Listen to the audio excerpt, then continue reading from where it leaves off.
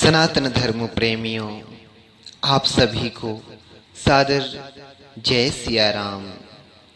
आइए श्रवण करते हैं हमारी गीता प्रेस गोरखपुर के द्वारा प्रकाशित यह कहानी संग्रह पुस्तक 30 रोचक कथाएं। श्रवण करते हैं कहानी क्रमांक 4, सत्संग एवं भगवान के चरणोदक की महिमा।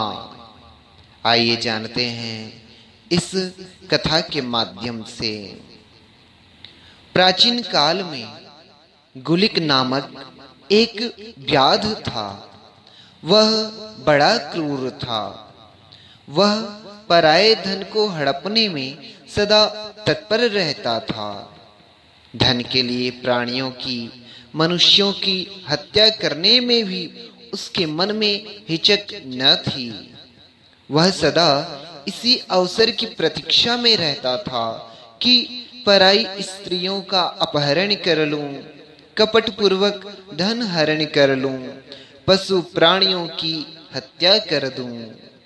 धन के लिए ब्राह्मणों को मारने में भी वह नहीं चूकता था। देव संपत्ति को हड़पने में भी उसे सुख का अनुभव होता था।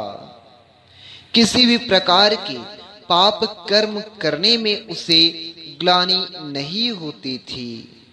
इसी पाप पूर्ण धन से वह अपने परिवार का पालन पोषण करता था। एक दिन गुलिक व्याध धन की खोज में अपने आवास स्थान से बहुत दूर निकल गया। मार्ग में एक उपवन में उसने एक भव्य विष्णु मंदिर देखा। वह मंदिर कई स्वर्ण कलशों से सुसज्जित था। भारी भारी स्वर्ण कलशों को देखकर गुलिक का पाप पूर्ण मन नाच उठा। वह उन्हें लूटने की योजना मन में बनाने लगा। इसी उद्देश्य से उसने मंदिर में प्रवेश किया। वहां उसे एक ब्राह्मण देवता के दर्शन हुए। तपस्या के तेज से ब्राह्मण का मुखमंडल प्रकाश युक्त था। उस पर ज्ञान एवं प्रकाश की आभा छिटक रही थी। भगवान विष्णु की सेवा ही उनके जीवन की निधि थी। वे सदा सेवा में तत्पर थे। उनका हृदय दया से भरा था। सेवा कार्य से निवृत्त होने पर वे भगवान के ध्यान में तल्लीन रहते थे। उनका नाम उत्तंक था। गुलिक ने चोरी के दृढ़ निश्चय से ही मंदिर में प्रवेश किया था। उसने सोचा कि ये उत्तंक ऋषि ही मेरे मार्ग के बाधक हैं। अतः उन्हें मारने के लिए उसने तत्काल अपनी तलवार निकाल ली और उन पर आक्रमण कर दिया। उसने उनकी जटा पकड़कर धरती पर पटक दिया। उनकी छाती पर पैर रखकर वह उन्हें मारना चाहता था कि मुनि विनम्र निष्कपट वाणी में बोल पड़ा। अर्थात मुनि की विनम्र निष्कपट वाणी उसके कानों में पड़ी। मनुष्य जब तक धन कमाता है तभी तक भाई बंधु उससे संबंध रखते हैं, परंतु इहलोक और परलोक में केवल धर्म और अधर्म ही सदा उसके साथ रहते हैं। वहां दूसरा कोई साथी नहीं। मुनि की विनम्र गूढ़ वाणी सुनकर गुलिक ठिठक गया। उसके हाथ रुक गए। सत्संग की बड़ी महिमा है। भगवान की महती कृपा से ही संतों के दर्शन एवं उनका सत्संग प्राप्त होता है। दुष्ट जनों को सुधारने का सत्संग ही महारसायन है। दुष्ट सत्संग पाकर सुधर जाते हैं। पारस लोहे को स्वर्ण बना देता है और सत्संग दुष्ट को निर्मल कर देता है। मुनि उत्तंक ने निर्भयता पूर्वक गुलिक से कहा, भैया, मैंने तुम्हारा क्या अपराध किया है? मैं तो सर्वथा निरपराध हूं और भगवान विष्णु की शरण हूं। भगवान तो सबके हितकारी हैं और सदा ही अत्यंत प्रिय हैं।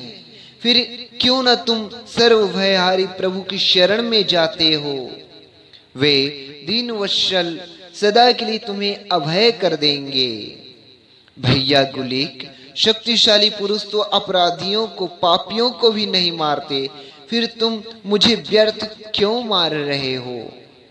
सज्जन पुरुष तो सताए जाने पर भी सताने वाले को मारते नहीं, क्षमा कर देते हैं।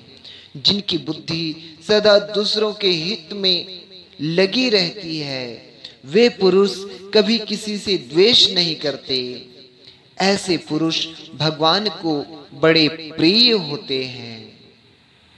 व्याध, तुम दूसरों का धन लूटकर अपने परिवार का पालन पोषण करते हो, परंतु मृत्यु के समय तुम्हें माता पिता, तुम्हारी पुत्र पुत्रियां, तुम्हारी ममता की समस्त वस्तुएं यहीं इस पृथ्वी पर ही रह जाएंगी। तुम्हारे साथ केवल तुम्हारे पाप कर्म जाएंगे।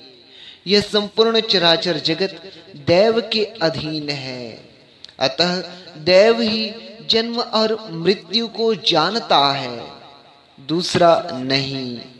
ममता से व्याकुल चित्त वाले मनुष्य महान दुख सहते हैं। वे बड़े बड़े पाप करके धन इकट्ठा करते हैं, उस धन को उसके बंधु बांधव भोगते हैं, परंतु वह मनुष्य अपने पाप कर्मों के फल स्वरूप अकेला नरक यंत्रणा भोगता है। उस पाप कर्म में उसका कोई हिस्सा नहीं बटा सकता। अतः तुम पाप कर्म करना छोड़ दो। ऐसे वचन सुनते ही गुलिक ने महर्षि उत्तंक को छोड़ दिया। सत्संग, भगवद विग्रह एवं संत दर्शन का उसकी बुद्धि पर प्रभाव पड़ा। उसका हृदय अपने कुकृत्यों का स्मरण करके जलने लगा। तब गुलिक महर्षि के चरणों में गिर पड़ा और अपने अपराधों के लिए क्षमा मांगने लगा। उसने कहा, विप्रवर, मैंने बड़े बड़े भयंकर पाप किए हैं, अब मेरा उद्धार कैसे होगा? मेरी अब क्या गति होगी? मेरी आयु व्यर्थ चली गई। आत्मग्लानि से पीड़ित गुलिक व्याध अपने आंतरिक संताप की अग्नि से झुलसने लगा और उसने उत्तंक मुनि के चरणों में ही अपने प्राण त्याग दिए। मुनि का हृदय करुणा से द्रवित हो गया। उन्होंने भगवान विष्णु के चरणोदक से व्याध का संपूर्ण शरीर सींच दिया। चरणोदक के प्रभाव से एवं संत के स्पर्श से व्याध के समस्त पाप नष्ट हो गए। वह भगवान विष्णु के चरणों का अधिकारी हो गया। वह व्याध अपने दिव्य शरीर से मुनि उत्तंक पर पुष्प की वर्षा करते हुए और उनका गुण कीर्तन करते हुए विष्णु धाम में चला गया।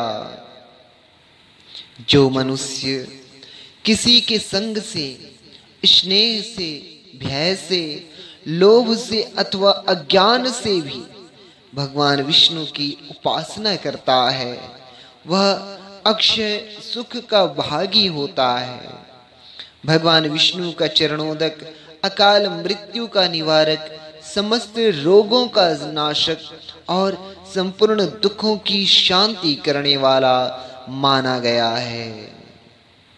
सनातन धर्म प्रेमियों, ये तो रहा सत्संग एवं भगवान के चरणोदक की महिमा की कथा, जो कि नारद पुराण से वर्णित है। जय श्रीमन्नारायण, जय श्रीमन्नारायण, जय श्रीमन्नारायण।